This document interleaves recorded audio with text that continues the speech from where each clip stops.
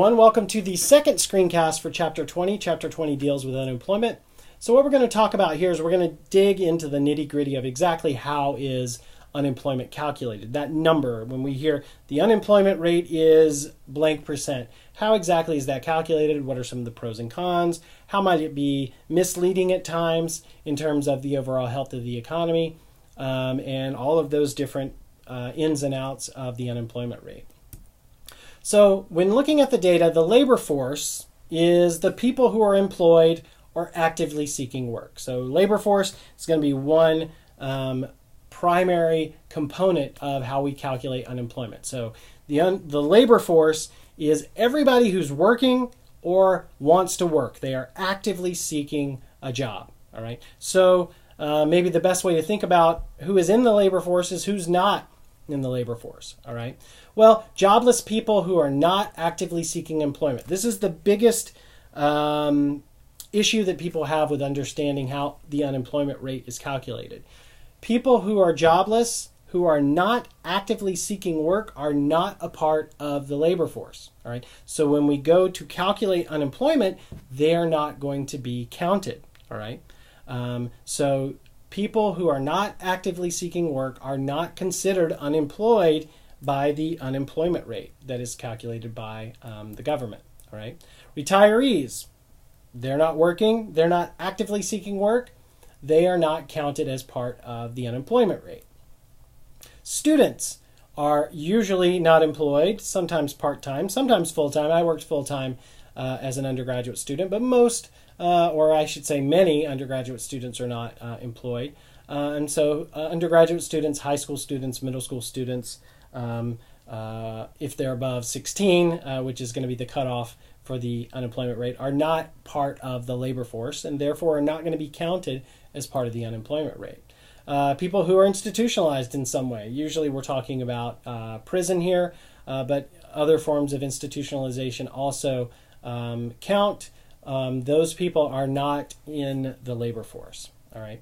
So how do we calculate the unemployment rate? Well, the unemployment rate, or sometimes we abbreviate it just lowercase u, it's the number of people who are employed divided by the number of people in the labor force. So it's the part over the whole. It's a percentage.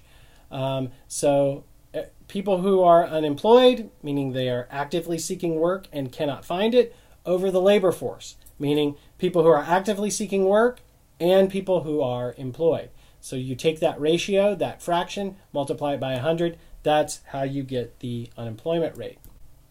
So here's an example with some numbers. So the relevant population of the U.S. that would be considered that are civilian, non-institutionalized, people who are over 16, 249 million approximately people. Some of those are not in the labor force. 92 million of them are students, homemakers, retirees, or others. So they're not employed. They're not currently seeking work, or they're in one of these categories. All right. Those are people not in the labor force. The labor force is about 156 million, 129,000 people is the labor force. Of that part of the labor force, 147 million are employed, and about 8 million are unemployed. So if we were calculating the unemployment rate here, then we would have these people who are unemployed divided by the labor force times 100, which gives us 5.6%. That's how you calculate the unemployment rate. So here is what the unemployment rate in the U.S. looks like. What we've done here is we've put on here what economists generally consider the natural rate of unemployment, at least over this relevant range. And it's somewhere between just above 4 to just below 6% is considered within the band of you're going to have structural, you're going to have frictional unemployment, right? At any snapshot in time, there's going to be a certain percentage of people who want jobs who aren't going to have them. But it's not necessarily due to a downturn in the economy. And so that's what this natural rate is. And so you can see at times we dip below it, right? The economy is doing so well, so many people are being hired that we drop below the natural rate of unemployment. But more often than not, what we see is during recessions, and these recessions are marked here in the light blue color. During recessions, when the economy is doing poorly, lots of people are laid off, companies go out of business, and we get this uptick in the unemployment rate. Then as things do better in the economy, that cyclical unemployment falls. Again, cyclical unemployment is unemployment above the natural rate. And so you can see why we call it cyclical unemployment, right? That unemployment above the natural rate has these peaks and valleys, all right? Cyclical unemployment. So what are some of the shortcomings of the unemployment rate? And what we mean here is not shortcomings of unemployment. Unemployment has plenty of shortcomings. It's not a desirable thing overall, but what are some of the problems with how the unemployment rate is calculated? Or just maybe what are some of the blind spots in the unemployment rate? Because there's nothing really wrong with the way we calculate it as long as we calculate it in a consistent way and we're transparent about it. But what might not it be capturing? Well, the big one that many people complain about the unemployment rate is that discouraged workers are not counted. People who are not actively seeking jobs are not counted as being unemployed. So one of the weird things about this is that as a recession, like say the Great Recession, 2007, 2008, 2009, as it gets worse and worse, the recession deepens, the unemployment rate can actually go down because some people get discouraged and just stop looking for work. And so the moment you answer in the government surveys, you're no longer actively seeking work, you're not counted as being unemployed anymore. So that seems really odd that this measure supposedly of how poorly the economy is doing, how many people are unemployed, well, that measure actually may show the economy getting better, when in fact, because the economy is getting so bad, that's what's causing unemployment to fall. All right. And this usually only happens in really extreme sorts of recessions that we see this, but it's a very important thing to understand when you're looking at that unemployment rate number. That people who are not actively looking for work are not counted in that. Underemployed workers are also counted as being fully employed. So if you've taken a job that is either less hours than you would like, lower status than you would like, lower pay than you would like, outside of your area of expertise, whatever it is, you are underemployed, well, you're still considered fully employed. So the unemployment rate has no way in and of itself of capturing this idea of underemployment. And this is a big deal during recessions and depressions, that a lot of people will take jobs simply to make ends meet. And they may have a advanced degree in something, but they can't find a job in that particular field using those particular skills. So they take a job working retail. They take a job doing something that is not a part of their overall career. Those people are underemployed. That's an important measure to understand that the economy is not doing as well as you might think if you just looked at the unemployment rate itself. So again, it's these part-time workers who want full-time jobs. Workers who are overqualified, they are all considered being employed. So what would it look like if we were to count people who were just discouraged? They're no longer looking for work, but they maybe recently were, but now the recession's gotten so bad they're just discouraged. What if we counted them? And what if we counted these underemployed workers to get a more, I don't know if it's more holistic, but it's a different view of unemployment. This is what it would look like. So the official unemployment rate is here in orange, and you can see this big uptick in the unemployment rate here during the Great Recession. But this is what it would look like if we also counted people who are discouraged, they quit looking for work because they just couldn't find work, and we counted people who are underemployed. So you can see that it's higher. I mean, we're counting more people as part of the unemployment number.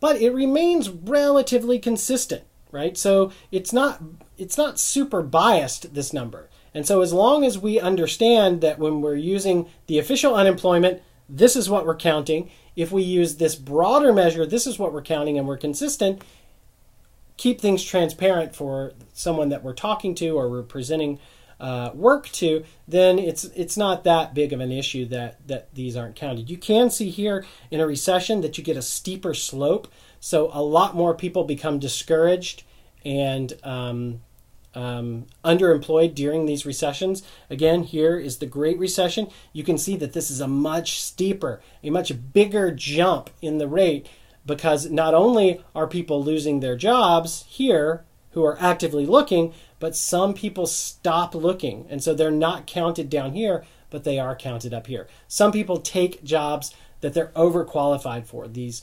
we call that being underemployed. So they're now counted in this blue line. So you get a much steeper jump in that measure of unemployment. All right. So another issue, another shortcoming with the way that we calculate unemployment, another thing that might make the unemployment rate a misleading measure of the health of the economy is the timeline of how unemployment works. All right. In the short run, the official unemployment rate can be a misleading measure of the health of the economy as a whole. The unemployment rate lags behind economic activity. All right. So when the economy starts to do poorly, things like the stock market, financial markets, the finance industry itself, it reacts very quickly. All right. But in many industries, it takes time for those macroeconomic downturns to be felt by all industries in the economy. So unemployment will lag behind the economic activity itself. Recovery also lags. So as the economy heats up, we've seen a lot of this recently, and there's been a lot of talk of this in the news, as we're coming up on the 10th anniversary, or I guess we've been by the 10th anniversary of the Great Recession. There's still talk about how that firms are not hiring quite as quickly as they have in the past. And this was a really big story in, say, 2014, 15, and 2016 during the election, is how the unemployment rate still was higher than economists thought it should probably be, given how fast the overall economy was growing. That's because firms were very gun shy in terms of hiring new employees, because they just got out of this terrible Great Recession.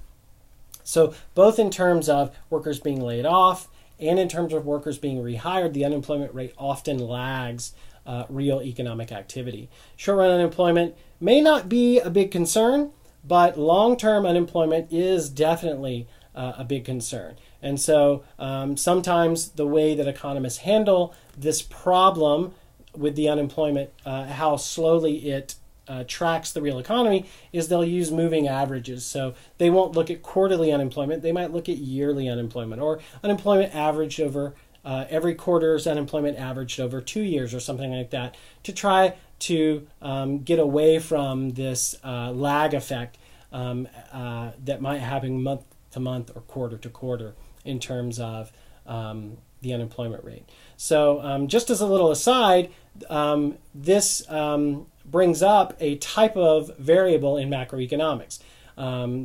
Two types. The first is a leading indicator. This is the opposite of unemployment. Unemployment is going to be a lagging indicator, but a leading indicator helps us predict what's coming. So this changes before the overall economy might change. So when the housing market started to tank, that might have been a leading indicator that the economy as a whole was going to have some problems a month, 2 months, 6 months after the housing market started to crash. Another might be average weekly hours for manufacturing. Sometimes we might see that change before we see the changes in the broader economy. Suddenly, there's weaker demand for consumer goods, so firms start cutting back on the hours in manufacturing plants. Another might be building permits. In the housing industry, in the commercial real estate industry, suddenly people are applying for less building permits. Firms are a little more shy about starting big projects. Maybe they sense something's not quite right in the economy overall. Lagging indicators, these change after the economy as a whole changes. They don't have any predictive power, and using them to try to understand the state of the economy today may be misleading, and so the average duration of unemployment might be something like that, or the short-run unemployment rate is a lagging indicator. And another example might be the change in the price index, which is inflation. We're going to have a whole chapter talking about inflation, but inflation is generally lags the macroeconomic activity that causes the price index to change. So generally, it's not a great predictive indicator of what's about to happen in the economy. It's more a verification of what has already happened in the economy. So here is a table that looks at the duration of unemployment in the U.S., the short-run duration and the long-term duration of unemployment. So the percentage of people, the percentage of total unemployed people who are unemployed in the short term, it's about 67.4%. In 2007, in 2015, it was much lower in terms of how long people were unemployed. And again, we break down short term into less than 5 weeks. So 35% of people who were unemployed in 2007 were unemployed for only for less than 5 weeks. In 2015, it had gotten a little bit better. Only 30% of people were unemployed for less than 5 weeks. So that's a comparison of just the short run and long term unemployment as a percentage of the total. Another way that we can think about unemployment, a maybe more holistic measure, is labor force participation rate. So the labor force participation rate is just the labor force divided by the total population times 100. All right. So again, labor force, everybody who's either employed or actively seeking work. The population is, well, the population of whichever political jurisdiction we're talking about. Again, we usually talk about countries here with unemployment. So the labor force participation rate is the number of people in the U.S. labor force divided by the population of the U.S. times 100 to make it a percentage. Labor force participation rate is the proportion of the population in the labor force. It's actually the percentage since we're multiplying by 100 there. So it tells us the fraction of people who are working or looking for work. People tend to leave the labor force in bad times and they re-enter the labor force in good times. Those are those discouraged workers. All right. That causes the unemployment rate to lag economic conditions. So this is what is causing the unemployment rate to be a lagging indicator. So we can look here at what labor force participation looks like in the U.S. and you can see that there's a pretty steady drop from 1995 to 2015, the last year that I have data for here in the slide, of labor force participation. So the number of people who are in the labor force divided by the population has fallen. All right. Now, there's a lot of reasons why that might not be a big deal. What are some of the characteristics of that? Well, some of this is the population as a whole is aging, right? Because of baby boomers, that's a big contingent of the population. A big chunk of the population of the U.S. are baby boomers. They are entering and are in the midst of their retirement years. Not all baby boomers are in their retirement years quite yet, but most of them are, and many of them are. So some of this drop in the labor force participation rate is just reflective of the fact that our population has gotten older on the whole, and so those retirees are not a part of the labor force anymore. So some of the characteristics of the U.S. labor force have changed in addition to people, the population just getting older and therefore the labor force falling as a proportion of the overall population. Another big change has been the increasing participation of women in the labor market, the external labor market, over the last 60 years, and a decreasing participation of men in the labor market over the last 60 years. And so probably the easiest way to see this is to take a look at a graph. And here you can see the labor force participation by males falling over time over the 1950 to 2015 range, and the labor force participation rate for women radically increasing over this span of time. And both of these parts of the slope here, this is the Great Recession, the falling labor force participation rate for both men and women. So I like to end each of these screencasts with a sample multiple choice question or two that just lets us practice a little bit. So here is a sample multiple choice question. Which of these people is considered unemployed? Jean, a college student who's currently not working. Zoe, who sent out job applications but is yet to hear back from the businesses. Michael, he's a stay-at-home dad. Or is it all of the above? Well, it's just Zoe who is considered as part of the unemployment rate. She's sent out applications. She's actively seeking work. She is part of the labor force, but she does not have a job. So she would be considered a part of the unemployment rate as counted by the government. All right, so that's the end of the second screencast. We only had 2 here for Chapter 20. They're a little bit longer, but that's all right. So that'll be it for this chapter, and I'll see you guys next time.